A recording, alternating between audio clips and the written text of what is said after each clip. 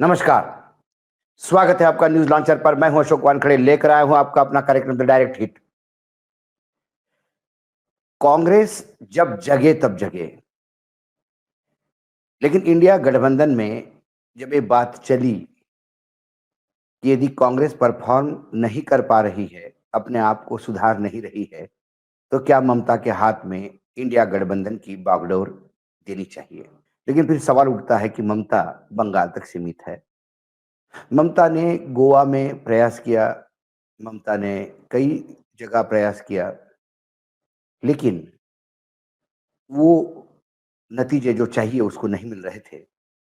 लेकिन पूर्वी भारत में, खासकर नॉर्थ ईस्ट की बात करें, उत्तर पूर्वी की बात करें या पूर्वी की बात करें, तो बंगाल से आगे उत्तरी पूर्व में जितने भी सेवन सिस्टर्स हैं और आसाम को पकड़कर छोटे-छोटे राज्य हैं, कहीं न कहीं उसमें बंगाल का एक कल्चरल या सांस्कृतिक साम्यता दिखती है। तो इस बार ममता ने हिट किया है भाजपा को, और वो भी कोई छोटे-मोटे राज्य में नहीं। भाजपा के लिए पूर्वी में जो सबसे बड़ा राज्य है, आसाम, जहां भाजपा के नए हिंदुत्व के आइकॉन, जिनकी भ्रष्टाचार से बचने के लिए एकाएक हृदय परिवर्तन हुआ और वो किसी भी संघ के स्वयंसेवक से या किसी भी शंकराचार्य से, किसी भी मंडलेश्वर से या मठेश्वर से, और यहां तक मैं कहूं कि योगी आदित्यनाथ को भी कंपटीशन देने वाले हिंदुत्व के ध्वजवाहक बनना चाहते हैं, हेमंत विश्व शर्मा। कांग्रेस में थे, बहुत भ्रष्टाचार के आरोप लगे थे। इसी भाजपा ने सदन नहीं चलने दिया एक एक सप्ताह तक उनके भ्रष्टाचार के आरोप पे। फिर वो कहते हैं कि मैं राहुल गांधी को मिलने आया, राहुल गांधी ने कुत्ते को बिस्किट खिलाया, लेकिन मुझसे ज्यादा कुत्ते को तवज्जो दी और फिर मैं अपमानित हुआ और मैं चला गया। राहुल गांधी के जो नजदीकी लोग हैं, जब उनसे बात हुई तो उन्होंने कहा कि राहुल गांधी मिलना ही नहीं चाहते थे, क्योंकि इतने भ्रष्टाचार के आरोप लगे थे और राहुल गांधी भी जानते थे कि ये भ्रष्ट हो गए हैं। इनके भ्रष्टाचार से राहुल गांधी इतने परेशान थे, तो पार्टी इतनी बदनाम हो रही थी कि इनको किनारे लगाना पार्टी ने तय कर लिया था। बड़े मुश्किल से ये जबरदस्ती जब अपॉइंटमेंट ले रहे थे, तब बेमन से उनसे बात की।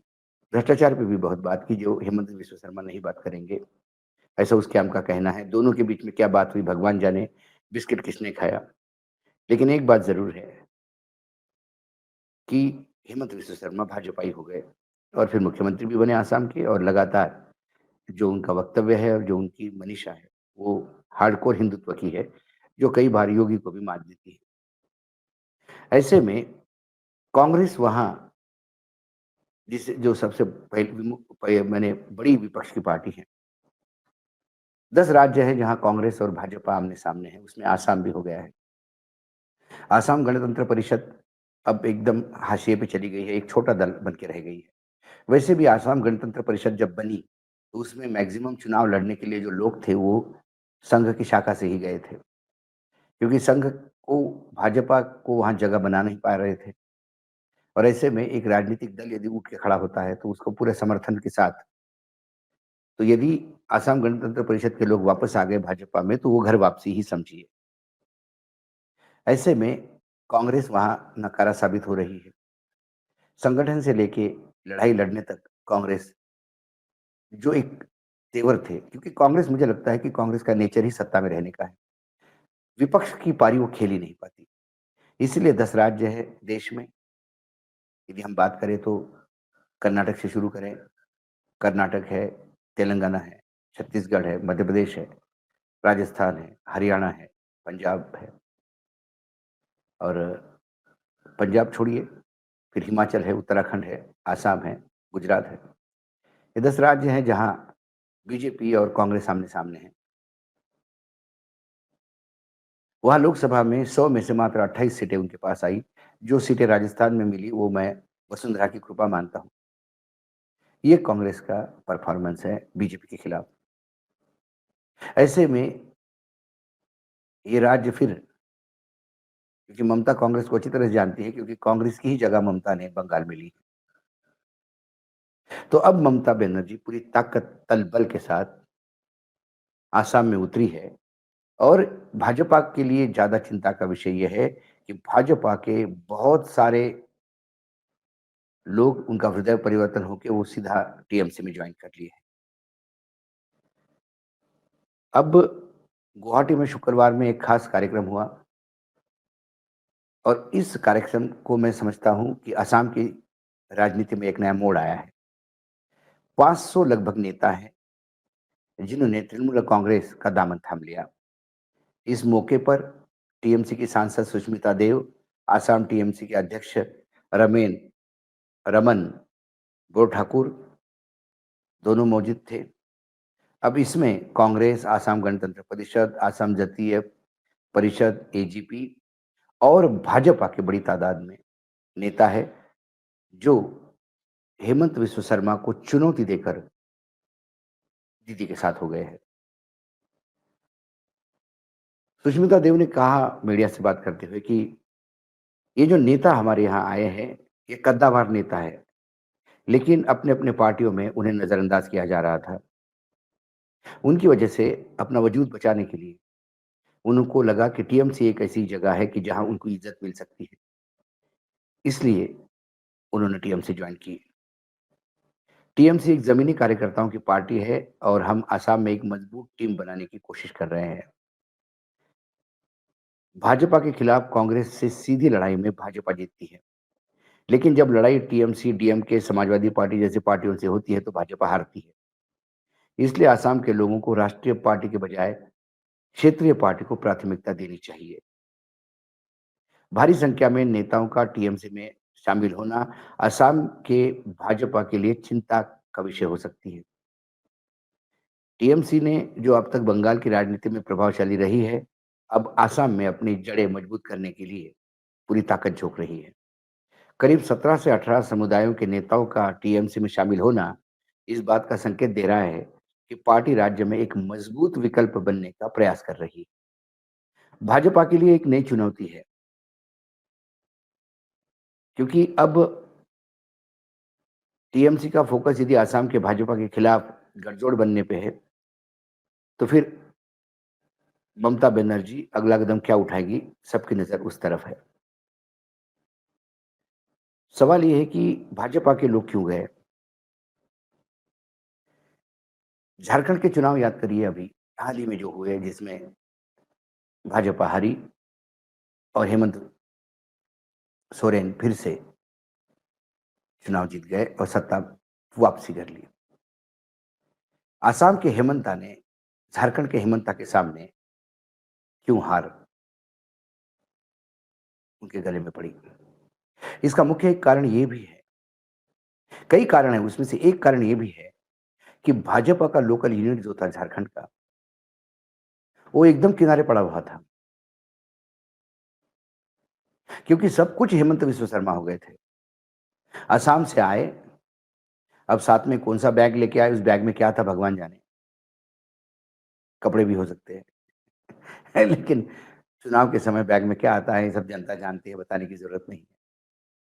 यदि आपको लगता है कि आप उसी के भरोसे चुनाव जीतते हैं, तो ये गलतफ़हमी है।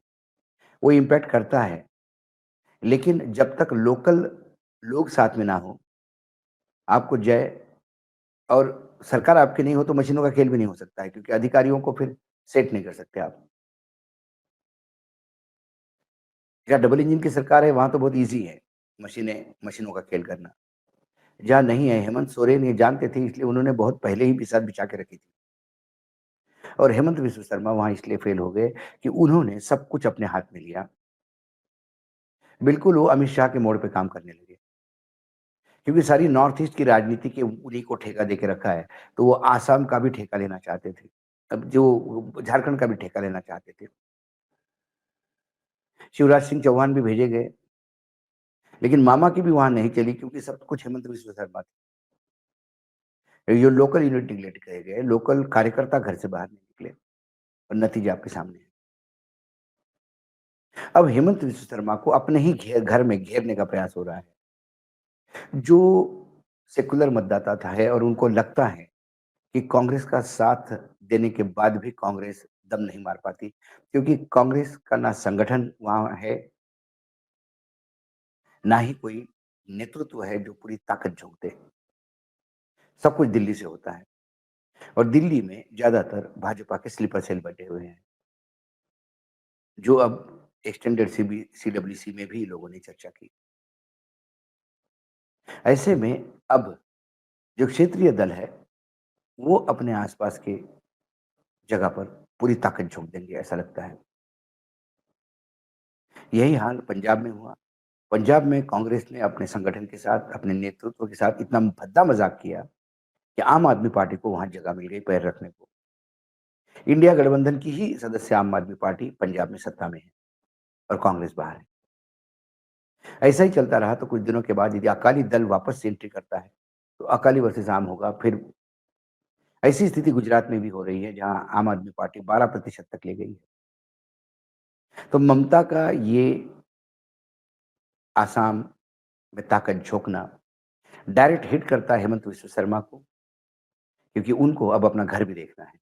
वो जो पूरे नॉर्थ ईस्ट के राजा बने हुए थे, पता पड़ा कि उधर की भी चली गई और इधर की भी सत्ता चली गई। कहीं उनकी हालत बीआरएस जैसी नहीं हो।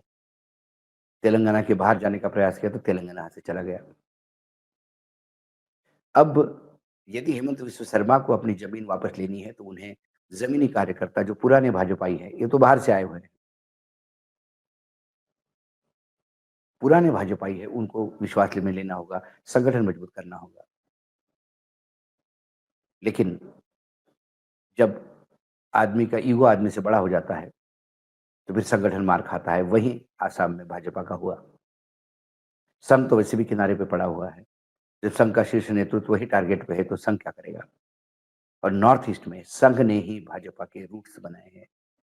ये बात भी हेमंता को समझ लेनी चाहिए। लेकिन दीदी ने यदि आसाम कब्जा कर लिया और जो तेवर है दीदी के, जो तेवर है उनके लोगों के और जो सारे नाराज लोगों के लिए उन्होंने दरवाजे खोल दिए, तो हो सकता है आने वाले चुनाव में दीदी एक बड़ा फोर्स बन के उभरे। तब दीदी इंडिया गठबंधन में रहती है, बाहर रहती है, तीसरा फ्रंट बनाती है, ये तो बात की बात है। लेकिन आज की डेट में सबसे बड़ा हिट यदि दीदी के इस कदम से हो रहा है, तो हेमंत विश्व शर्मा और उसके छींटे कांग्रेस को यकीनन कांग्रेस के चेहरे पे भी आ रहे हैं। आज डायरेक्ट हिट में इतना ही। कल फिर आता हूँ किसी विषय के साथ। तब तक के लिए नमस्कार। देखते रहिएगा न्यूज़ लॉन्चर।